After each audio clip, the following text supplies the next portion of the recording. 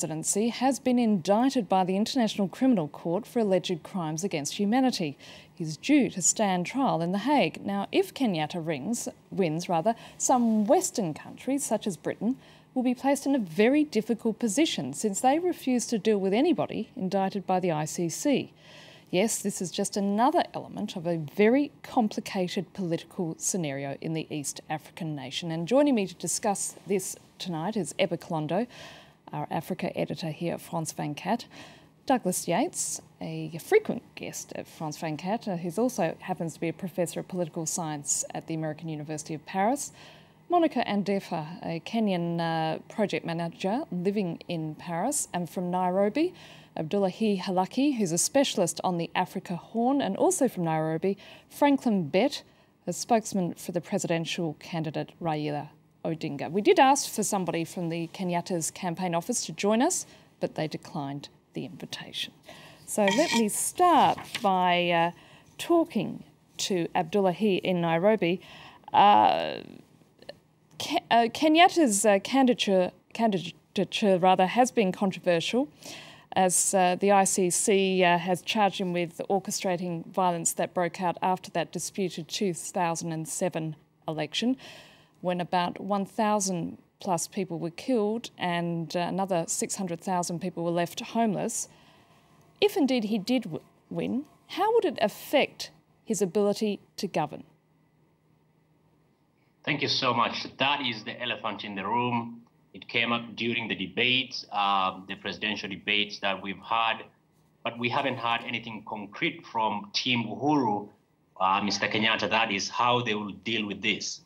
But I want to provide a context to this issue, that after 2007, 2008, through Kofi Annan's mediation, we were meant to establish a local tribunal in Kenya. But that local tribunal failed because people like Uhuru and the rest were not interested because they thought that the ICC process will take long before it kicks in. So they said, let's not be vague, let's go to The Hague.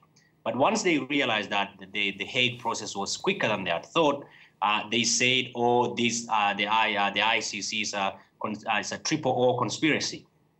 Odinga, Ocampo, and Obama. But what they have done with this narrative is that they have drilled it into their base. Uhuru Kenyatta comes from Rift's area, the Rift Valley of Kenya. Uhuru comes from parts of from Central. If you go and speak to anyone from their region, this narrative has got very strong, powerful resonance. So the international community, by the time they came in, just before the election, saying we will make minimal contacts, we will not be dealing with suspects, they were fighting against a clearly choreographed narrative that was very powerful. If anything, the international community, particularly the diplomatic community in Nairobi, saying that we will not deal with suspects, galvanized their base, created a siege mentality that these guys have been able to get the number of votes that they've got so far. But the danger here is for the international community as well is we will be going to trial in the next few weeks. So they do not want to be seen to be antagonizing these guys. Let's say give it or take 4 to 5 years, we'll go for the trial and the trial will be decided. You don't want to find yourself, if you're UK or France, having had 50 years of relationship and these guys go to court. Theoretically, if the case is dropped, they will be very few years to the election and they could be elected. They do not need even to campaign. They just need to go to all the 47 counties and say, look, thank you so much for keeping the faith. They can sleep and they can get elected. So in terms of dealing with the two of them, how they will manage the state will be extremely challenging. But, they have to be present at the court and their dates are just, if it's on the 10th, for the other one it's on the 11th. So it's going to be extremely challenging technically, right? But in terms of dealing with Kenya vis-a-vis the Western countries, they need to treat fairly carefully because they are fighting against a very, very powerful narrative, regardless of the fact that it's true or not, as far as the history of ICC's intervention in Kenya is concerned. Abdullahi, I just want to, at this point, pose a question to Bett. Surely supporters of your candidate, Raila Odinga, are equally as guilty as provoking violence at that time? Did you ask me something? I was just asking you that surely supporters of your candidate were also as guilty of provoking violence during 2007 and 2008. It wasn't just on the Kenyatta side. Yes, but you will remember the Waki Commission, which was charged with the responsibility of looking into the matter, which report was given to Kofi Annan. It segmented responsibility. Yes, indeed, there were as many people who were held responsible, but there were those who were more responsible. And that is the group that went to the Hague. And but remember, in Kenya, a person is treated as not guilty until he or she is proven guilty. And that is why the law courts here could not have reason to block them on issues of integrity. Ebba Kalondo, this time around, have the politicians stuck by that rule and not stoked ethnic divisions as part of their campaigning, or has that indeed been the case? I think they've been very, very careful this time around in 2007, not only because of the ICC, and there was many more voices who were actively looking out for hate speech and hate mongering on the media stations that were identified to have been part of that process during the 2007 elections. So there was much more restraint as far as overt hate mongering. But it's true that Kenyans are extremely, and the diaspora is extremely active on cyberspace, and there have been a lot of conversations around land and ethnicity within on cyberspace by Kenyans. And again, I think that what the politicians have proved is that by using this restraint, it didn't mean that they couldn't still use it through the conversation of the ICC. What the gentleman from Nairobi was saying is that the Uhuru camp has been extremely astute in using the ICC indictment and the reaction of the diplomatic community in Nairobi that but unfortunately said that they wouldn't be able to deal with Uhuru and his running mate William Ruto, who's also part of the indictment, should they win. It's had an amazingly powerful reaction from their constituencies, amazingly powerful, and that has helped the Kenyatta camp enormously. Monicah, Kenya has somewhere in the order of 40 tribes. Has those divisions been healed since 2007? My take on this is Kenya has always had these groups.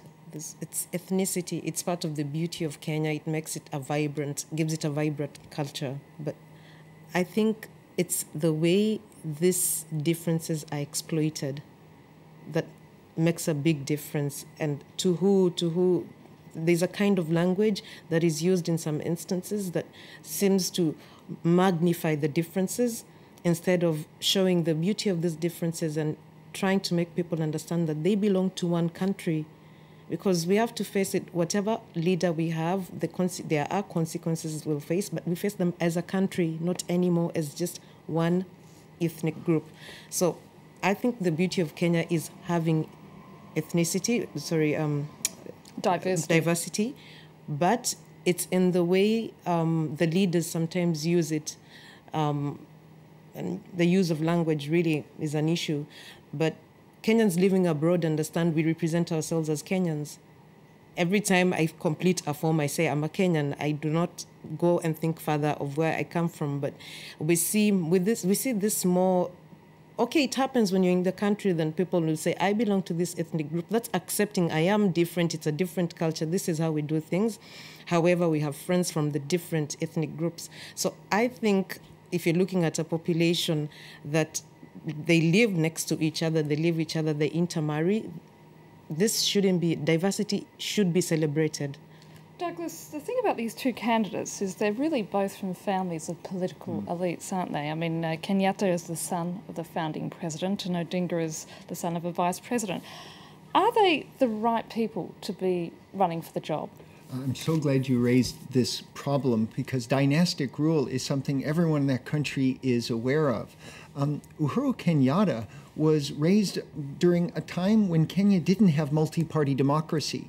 And so the fact that he was Kikuyu and the fact that he's one of the really, truly wealthy people in the country who has 500,000 hectares of land. Kikuyu is a tribe. And the Kikuyu is a tribe, but not a numerically majoritarian tribe, but a dominant tribe, a tribe that's produced 2 of the presidents, and maybe fairly soon 3 of them, is an unspoken subtext of this whole election. The man he's fighting against, whose father, Odinga, had been the vice president, was a man who was cheated out of an informal deal. And this is the dirty, hidden story of ethnic politics in Kenya. There was an understanding that after Kenyatta and the Kikuyu ruled, it would be the turn of the Luo. And instead of handing power over to his friends, his allies, he kept power for his ethnic group and for his family.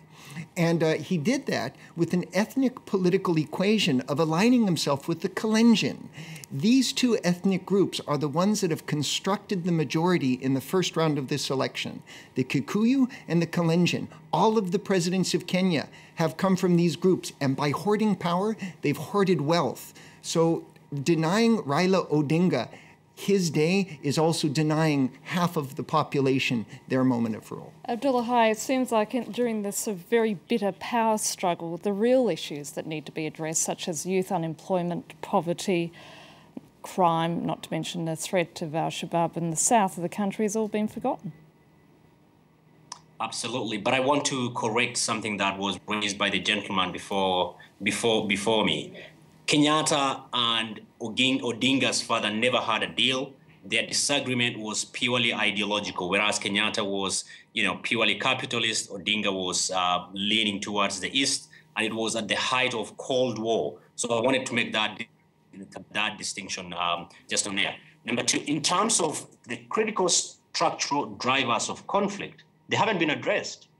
This is, in a very long time since maybe we started multi-party politics in 1992, and this is the 5th election that we are having since 92 election. This is one election that has been run on no issues.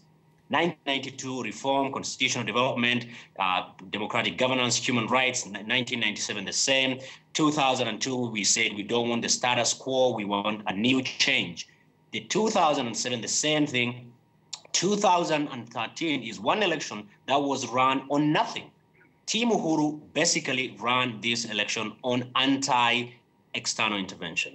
And I'm sorry to say this, but Team ODM, this election, it's not that the essence of this election is not that Team Uhuru won. The essence of this election is that ODM and CORD particularly didn't win. They lost the election. Team Uhuru didn't win this election. I've been in touch with, for my work, by both sides. I try and talk to them.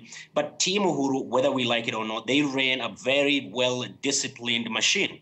But like you said, critical issues that drive the conflict around electoral period, it's not that Kenyans do not live together. Kenyans live together during the 4 years. It's the 5th year when the campaign people start having issues. The issues are around land, the issues that is around youth unemployment, which stands around 40% as we speak now. The issues is around economic inequality, where the top 1 or 2 is holding over 80% of the country's income. That is where the essence. But what happens is that the politicians, particularly during this time, they exploit those cleavages. What they say is, look, the reason as to why you do not have a land is because the guy from the other ethnic community took all your land. And between him and you, I'm the only one who can save you. Otherwise, he will come and run over you. Youth unemployment. But the one thing that average voters have failed to deal with is the fact that a poor Kikuyu is the same as a poor Luo. That is Kenyatta. And these are some of the issues that we'll fail to address. But during the campaigns, they become a very easy bumper sticker issues that you can say, you know what?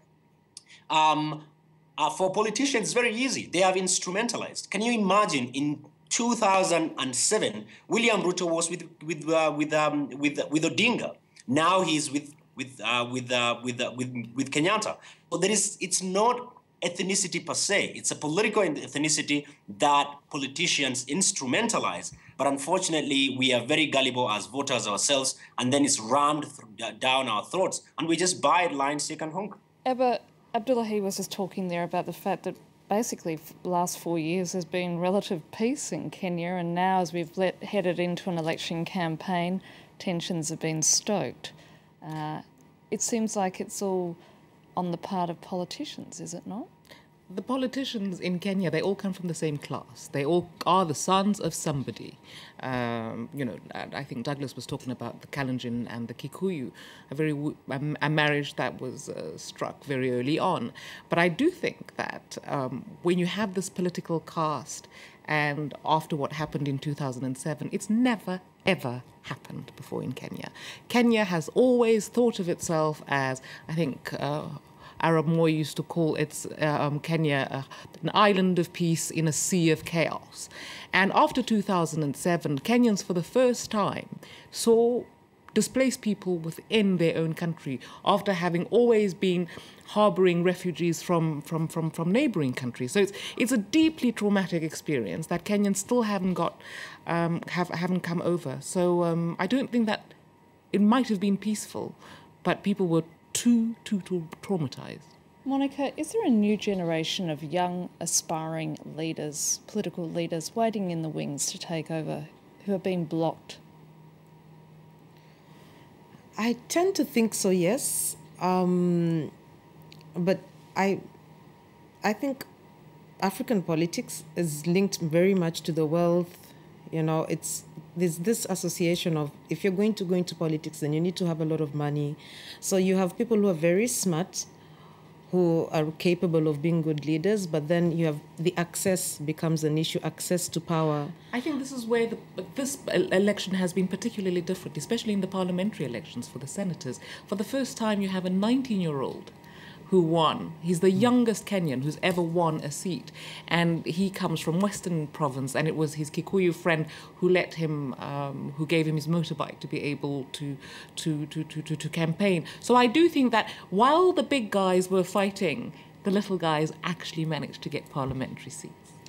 Well, I'm afraid we've run out of time, so at this point I'd like to thank my guests, Eva Kolondo, Douglas Yates, Monicah Andefa from Nairobi, Abdullahi, Halakhe and Franklin Bett. Do stay with us here on France 24.